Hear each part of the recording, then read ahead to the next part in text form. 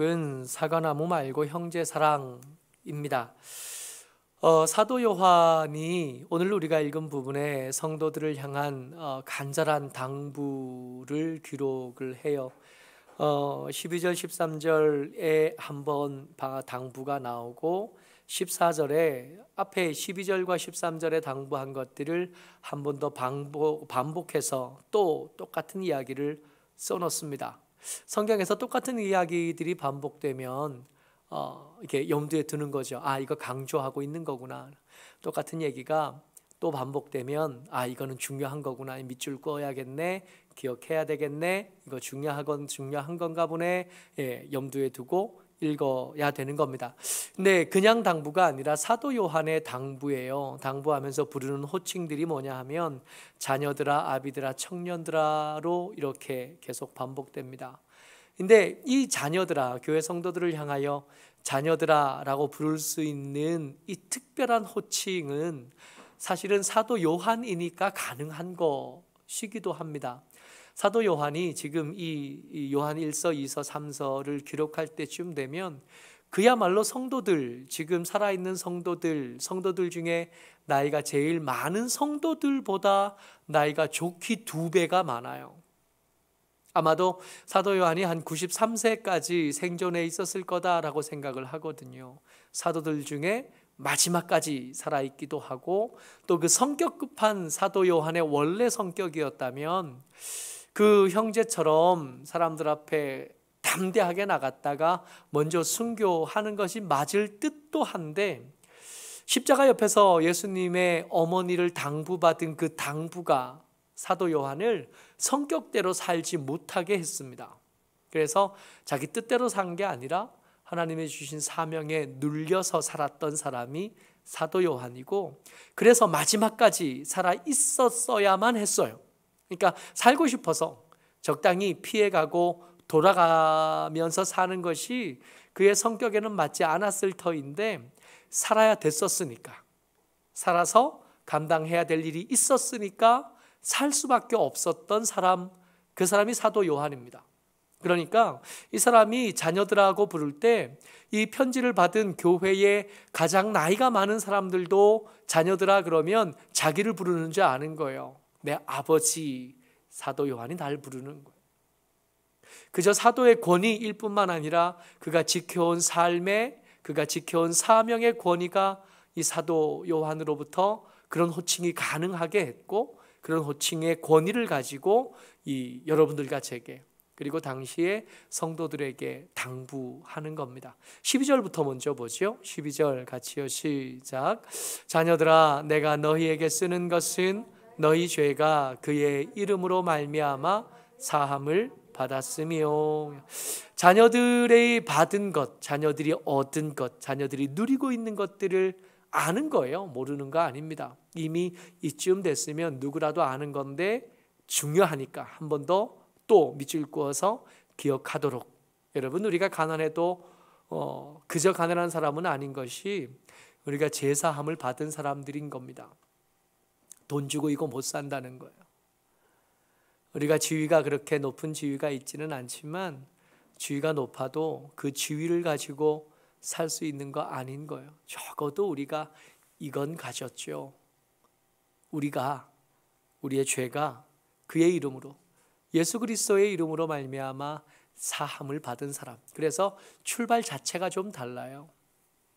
금수저 그러잖아요. 그래서 덜 가진 사람들이 상대적인 박탈감을 당하는 것, 뭐 이런 것들 가지고 숟가락 이야기 많이 하잖아요. 그렇게 보면 우리는 흙수저 따위도 못 되는 것 같은데 그럼에도 불구하고 우리가 그저 흙수저일 수만은 없는 것은 우리는 그의 이름으로 말미암아 받은 죄사함이 우리의 삶에 우리가 가진 빈손인 것 같으나 우리 삶에 가진 특별한 자산, 특별한 재산인 겁니다. 계속 이어집니다. 아비들아 하고 계속 이어져 당부하는 이야기들이 나옵니다. 13절 앞에 부분이요. 같이요. 시작. 아비들아, 내가 너희에게 쓰는 것은 너희가 태초부터 계신 이를 알았음이요. 아비드랑 앞에 자녀들아 그럴 때 대답하는 사람이 다를 것 같고 아비드라 그럴 때 대답하는 사람이 다를 것 같지만 그렇지가 않은 게 앞에 앉은 사람이 사도 요한이면 그 앞에 있는 그 위안 다 평등해요. 다 자녀들이고 다 그들의 아비라고 해도 끝내 사도 요한 앞에서는 끝내 자녀일 수밖에 없는 사람들입니다. 그냥 다른 사람이 대답하는 게 아니에요. 그 중에 똑같은 사람이 또 대답하는 겁니다. 내게 말씀하시는 거지. 그리고 들려오는 말씀이 뭐냐면 너희가 태초부터 계신 이를 알았어요. 죄사함을 받고 나서 하나님께서 우리를 향하여 품으셨던 그 사랑의 크기를 이제 짐작 정도는 할 수 있게 된 겁니다. 여러분 태초부터 계신 아버지를 알아요. 여러분 가만히 생각해 보면 태초부터 계신 이를 아는 게 잠깐을 사는 우리에게 가능은 한 건가요? 여러분 우리가 조선시대 때 있었던 어느 하루의 이야기를 모르잖아요. 그렇지 않아요? 우리가 사극을 통해서 정조 임금도 만나고 영조 임금도 만나고 이성계도 만나고 여럿을 만나봤지만 그렇다고 해서 그 사람들 우리가 안다고 말하기는 좀 민망하잖아요. 아는 게 지극히 단편적인 거고 그 단편적인 것도 솔직히 말하면 이게 진짜 그런지에 대한 생각은 또 다음 이야기로 계속 이어져야 될 이야기이죠. 500년 전의 역사도 잘 몰라요. 사실은 500년 전 갈지도 갈 거 없어요. 10년 전의 이야기 우리가 기억나요. 우리가 처음 만날 때 제가 부산에 처음 올 때 사모하고 둘이 이렇게 기차 타고 2월 첫 주에 이렇게 내려왔는데 구포역에 이렇게 내려서 플랫폼을 거쳐서 이렇게 나오는 길로 오니까 우리 정명자 권사님하고 정명희 권사님하고 꽃다발 들고 저희를 기다렸던 게 기억이 나요. 그때 되게 추웠거든요. 대전에서 올 때는. 추워가지고 꼭꼭 싸매고 왔어요. 근데 싸매고 대전에 이게 부산에 구포에 도착하니까 따뜻한 거예요. 이 동네는. 우린 꼭꼭 싸맸는데 그 옷이 민망하더라고요. 여기 2월달 되니까 그렇게 안 추웠나? 그때 안 추웠어요. 목도리로 꼭꼭 싸매고 있었는데 우린 거기는 또 그렇게 하고 사니까 좀 민망하다는 생각하면서 만났던 거예요. 거기까지가 기억이 나요. 그 다음이 어땠는지 기억이 안 나. 10년 전의 일도 가물가물 하나씩 잊혀져 가고 흐릿해져 가는 거예요. 태초를 우리가 안다고요? 태초에 계신 이를 우리가 알아요? 아니요. 우리가 아는 게 아니라 우리가 알 수 있도록 은혜를 베풀어 주신 거죠.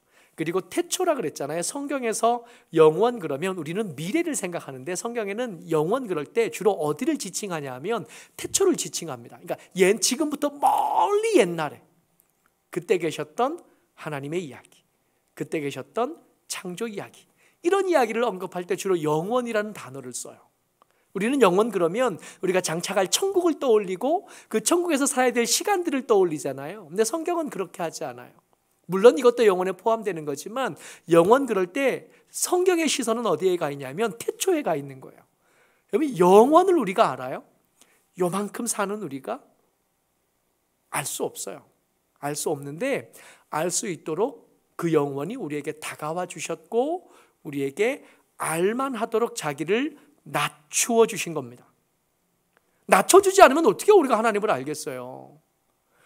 우리는 큰 것도 못 보고 작은 것도 못 보고 빠른 것도 못 보고 느린 것도 못 봐요. 그렇지 않아요? 제가 지금 꽃꽂이를 이렇게 눈앞에 있는데 우리 좀 여기서 보는 꽃꽂이는 여러분들은 잘 안 보이잖아요. 여기가 제가 이 꽃이 2주째 있는 꽃이죠. 이 꽃 몽우리가 마치 그 플라스틱으로 된 공처럼 딱딱해 보여요. 반들반들해. 제가 이걸 만져보고 싶은데 만졌다고 혼날까봐 차마 만지지는 못하는데 이 딱딱한 작은 공 같은 몽우리가요.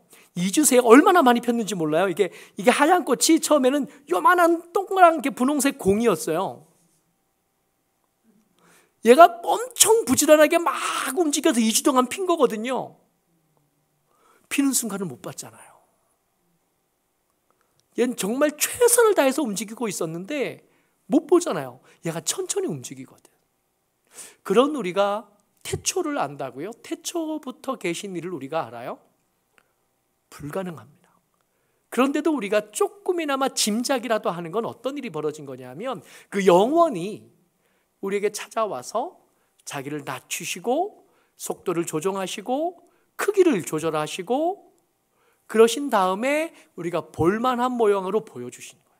그러니까 영원에 닿은 거죠. 영원에 비하면 아예 단면을 살잖아요. 우리 인생이라는 게.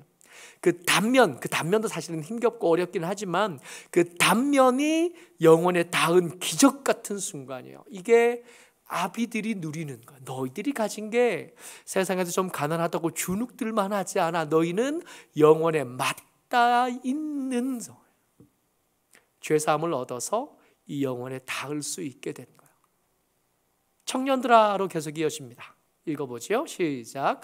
청년들아, 내가 너희에게 쓰는 것은 너희가 악한 자를 이기었음이라.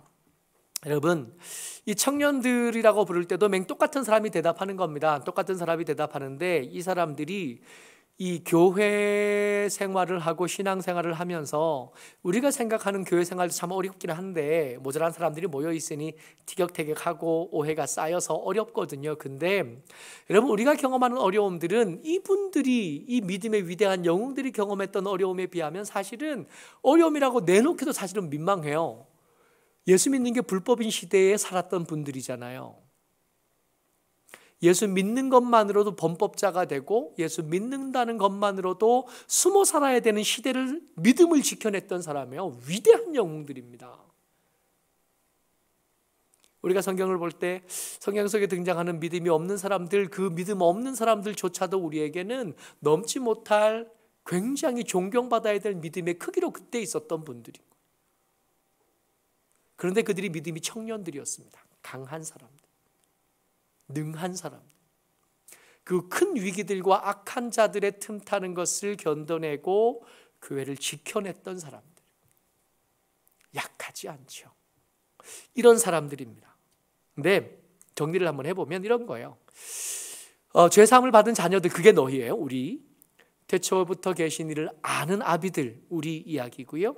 악한 자를 이긴 강한 사람들, 그게 우리입니다. 그런데 이렇게 대단한 사람들, 이렇게 믿음이 그렇게 가진 것들이 풍성하고 아름답고 확신 가운데 있는 사람들조차도 어려워하는 문제들이 있었다는 겁니다. 그게 뭐냐면 지나가는 것과 영원한 것이 부딪혀서 우리에게 다가왔을 때 이걸 어떤 걸 선택해야 될까 하는 문제에 부딪혔을 때 쉽지 않았다는 거예요. 여러분, 답을 몰라서 어려운 게 아니에요. 답은 알아요.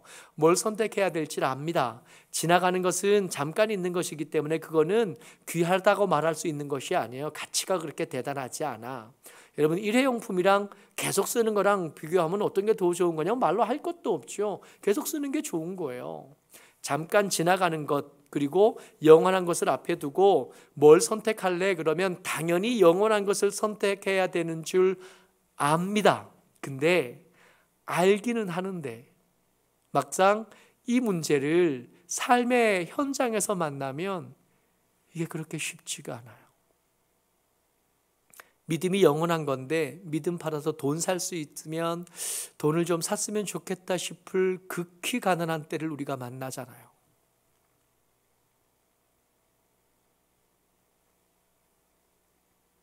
믿음이 더 귀한 건 줄 알지만 그 믿음 팔아서 잠시 생명을 사야 될 그런 순간이 오면 고민하잖아요.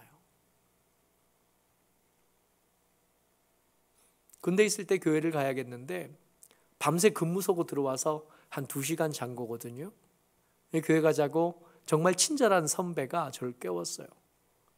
너무 고맙잖아요. 교회 가. 제가 스스로는 못 가고 쫄병 때니까 선배가 저를 데리고 가줘야 교회를 갈 수 있는 건데 선배가 저를 향해서 호의가 있었던 거예요. 데리고 가주려고 깨운 거야. 근데 깨는데 순간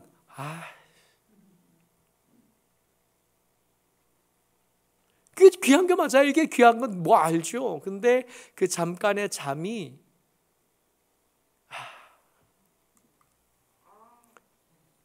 2장 16절 말씀입니다. 같이요. 시작. 이는 세상에 있는 모든 것이 육신의 정욕과 안목의 정욕과 이생의 자랑이니 다 아버지께로부터 온 것이 아니요 세상으로부터 온 것이라. 17절. 이 세상도 그 정욕도 지나가되 오직 하나님의 뜻을 행하는 자는 영원히 거하느니라. 아멘. 답을 모르는 거 아니에요? 이거 몰라요? 알죠? 영원을 선택해야 되는 건 줄 압니다. 아는데도 이걸 선택하는 데는 어마어마한 용기가 필요하고 어마어마한 결단이 필요한 거예요. 근데 말은 이렇게 제가 하고 우리들이 납득하실 텐데 맞아, 믿음을 선택하는 게, 영원한 걸 선택하는 게 당연하지만 그 당연한 일이 그렇게 당연하게 쉽지는 않아, 공감은 하실 텐데, 근데요 여러분, 좀 이상하지 않아요? 이 당연한 걸 선택하는데 왜 이렇게 어렵죠? 좀 이상하다고 생각해야 되지 않을까요? 뭐가 옳은지 알아요. 옳은 걸 선택해야 된다는 것도 알고, 그걸 선택해야 내가 아는 태초부터 계신 하나님께서 당신을 나에게 보내주신 은혜에 걸맞는 삶을 산다는 것을 알아요. 겨우 죄사함을 얻었는데 그걸 다시 번복할 수 없다는 것도 알아요. 겨우 이겨놓은 싸움인데 이 승리가 뒤집어질 수 있는 위험이 있다는 걸 알아요. 그런데도 이거 쉽게 선택이 안 되는 거예요. 여러분, 우리가 의지도 약한 것이 맞고 우리가 믿음이 약한 것도 맞지만 단순히 그런 문제만 있는 것은 아니라는 겁니다. 우리가 의지가 약하죠. 우리 같은 사람은 뭐 의지 없지, 이렇게 뭐 하던 걸 계속 하는 거 힘들어 하잖아요. 그런데 결심했던 것도 금방 뒤집어 엎고 그게 잘 안 되는 거, 우리가 그런 사람인 건 맞는데, 근데 그것만 있는 게 아니라고요. 이렇게 선택이 어려운 데는 이 말도 안 되는 이 어그러짐과 이 불합리한 일에는 우리가 모르던, 눈에 보이지 않던 배후가 있습니다. 당시 우리의 문제만이 아니에요. 18절 말씀입니다. 같이요, 시작. 아이들아, 지금은 마지막 때라. 적그리스도가 오리라는 말을 너희가 들은 것과 같이 지금도 많은 적그리스도가 일어났으니 그러므로 우리가 마지막 때인 줄 아노라. 아멘. 이 영원한 것을 선택하는 그 당연한 일도 잘 못하는 데에는 우리가 믿음이 없고 우리가 신실하지 못하고 우리가 의지가 박약한 것도 있지만 단순히 그렇게 간단한 문제로 끝나지가 않아요.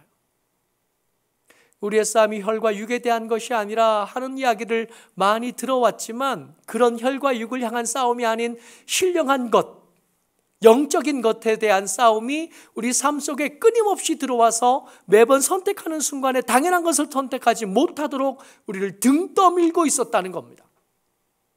마지막 때에 적그리스도가 많이 일어나서 우리의 선택하는 과정 중에 그 안에 틈타서 엉뚱한 것을 선택하도록 우리의 손을 잡아 끌고 우리의 등을 떠밀고 우리의 마음을 유혹하고 우리의 안색을 바꾸고 우리의 목소리를 바꾸고 우리의 삶을 어그러져 보이게 한다는 거예요.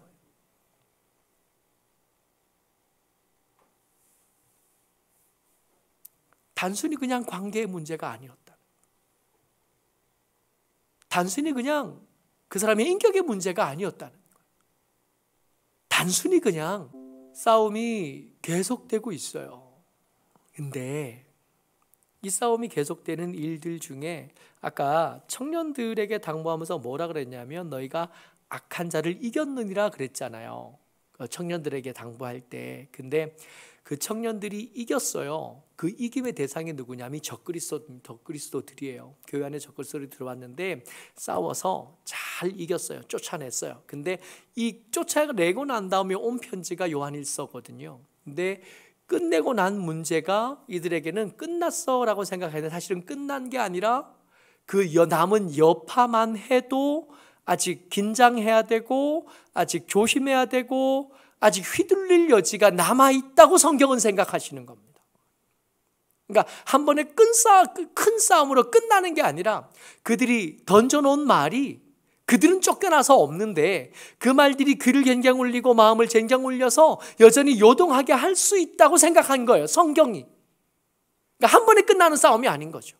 그러니까 한 번 화해했다고 되는 일들이 아니었다는 거예요. 계속해서 그 싸움이 진행되어야 되고 그 싸움에 긴장하고 있지 않으면 언제든지 그 꺼진 듯한 불씨는 다시 불을 일으켜서 집안을 채울 수 있는 위기로 그 안에 남아있다는 겁니다. 근데 이 싸움을 계속 싸워야 되니까 이 싸움을 이기려면 우리가 싸우는 그 적그리스도, 눈에 보이지 않는 배후, 그것들이 도대체 목적이 뭔지 알면 좀 싸움이 쉬워지지 않겠나 말이에요. 22절입니다. 시작. 거짓말하는 자가 누구냐? 예수께서 그리스도이심을 부인하는 자가 아니냐?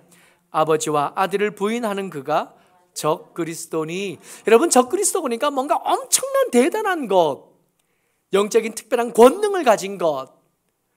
우리 마태복음 볼 때 등장하는 그 군대 귀신 떠오르는데, 여러분 그렇게만 생각하고 있다가 큰 코 다치는 거예요. 그렇지 않아요? 이 적그리스도가 우리에게 요구하는 건 뭐냐면 우리가 부자 되는 거 괜찮다 그래요. 그러니까 삶에 잘 나가는 사람이 되는 거 얼마든지 괜찮아요. 그들이 원하는 건 그거예요. 아버지와 아들을 부인하는 사람이 되는 것. 아버지와 아들을 당연히 긍정하는 상황에서 우리를 흔들려고 하고 그 흔들러서 거기서 내몰아내는 것, 이것이 그들의 목적입니다. 우리가 부자가 되든 가난하게 되든 그렇게 사실 상관이 없어요. 가난하게 되면 흔들릴 사람한테는 가난하게 할 거고, 부자가 돼서 흔들릴 만한 사람들은 부자가 되게 할 겁니다. 우리 믿음이 흔들릴 만한 상황이라면 어떤 것도 적그리스도의 도구가 될 수 있고 적그리스도의 수단으로 사용될 수 있는 거죠. 뭐든지. 아파서 교회 온 사람들에게 건강함은 교회 밖으로 나갈 이유가 되거든요. 가난해서 교회에 왔던 사람들은 부유하면 교회 밖으로 나가더라고요. 자주 봤어요. 문제가 있어 교회 와서 막 울고 기도하다가 문제가 해결되면 쿨하게 떠나더라고요. 우유 끊듯이. 그러면 그 건강함은, 그 부유함은 적그리스도의 도구인 거죠. 오늘 설교의 제목이 사과나무 말고 형제 사랑입니다. 마지막 날에 뭐 할 거냐는 그런 얘기 들어봤잖아요. 처음에는 저는 어릴 때 이게 스피노자가 한 말이라고 들었어요. 근데 그게 아니래요. 스피노자가 한 말이 아니라 마틴 루터도 이 말들을 했대요. 난 세상의 마지막 날에 한 그루 사과나무를 심겠다. 마틴 루터도 했대요. 그래서 이게 스피노자의 말이냐 마틴 루터의 말이냐 아닐 수 있대요. 어쩌면 그때 당시에 떠돌던 굉장히 유명한, 흔히 쓰던 말이었던 것 같아요. 마지막 날에 사과나무 심겠다. 이게 생명에 관계된 일을 하겠다, 뭐 이런 거겠지요. 근데 여러분, 엉뚱하게 사과나무 심지 말고 우리가 해야 될 일은 따로 있는 거예요. 지난주 예배 때 수요일 날 나눴던 말씀의 설교와 같습니다. 마지막 날, 우리가 정말 오늘이 마지막 날이라면 오늘 해야 될 일은 형제를 사랑하는 거예요. 왜 그렇게 말하냐면 2장에, 이 요한일서 2장의 마지막 절 말씀, 그 마지막 절, 그 앞에 말씀이네요. 같이 읽어보죠. 시작. 자녀들아, 이제 그의 안에 거하라. 이는 주께서 나타내신 바 되면 그가 강림하실 때에 우리로 담대함을 얻어 그 앞에서 부끄럽지 않게 하려 함이라.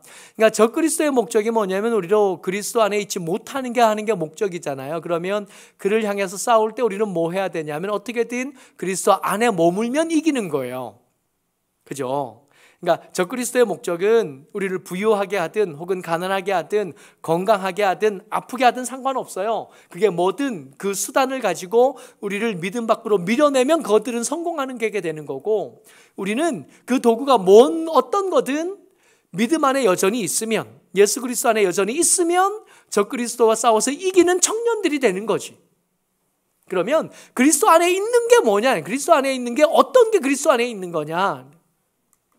지난주 우리 수요일 날 나눴던 말씀의 결론이 10절이었거든요.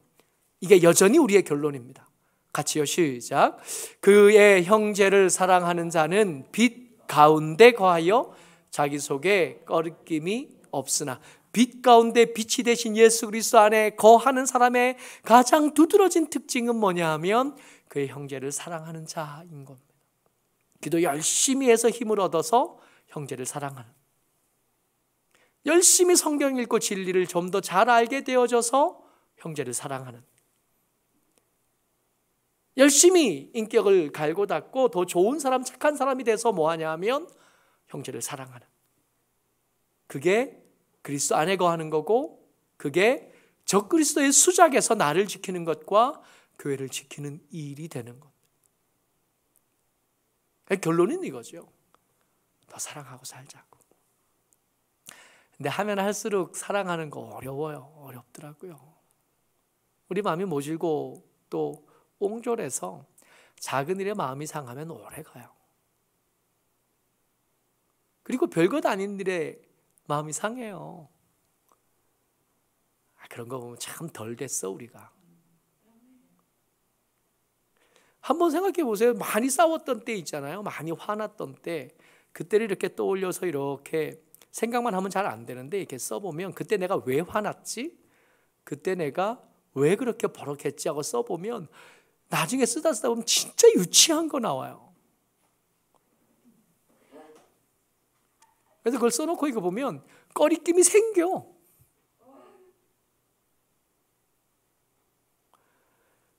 마지막에 우리가 예수 그리스도 안에 거하는 우리가 해야 될 일은 힘들고 어렵지만 포기하지 말고 형제를 더 사랑하기로 하는 것. 이를 위해서 우리가 우리 기도를 좀 더 해야겠고, 이를 위해서 우리가 성경을 좀 더 읽어야겠고, 이를 위해서 우리가 좀 더 열심히 주의 도우심을 구해야 될 것 같습니다. 그래야 이 힘든 사랑 조금이라도 흉내라도 낼 수 있겠으니 말입니다. 모쪼록 저와 여러분들 주의 은혜 가운데 형제를 사랑하는 여러분과 우리가 우리를 더 사랑하는 저와 여러분 되시기를 주의 이름으로 축복합니다. 아멘.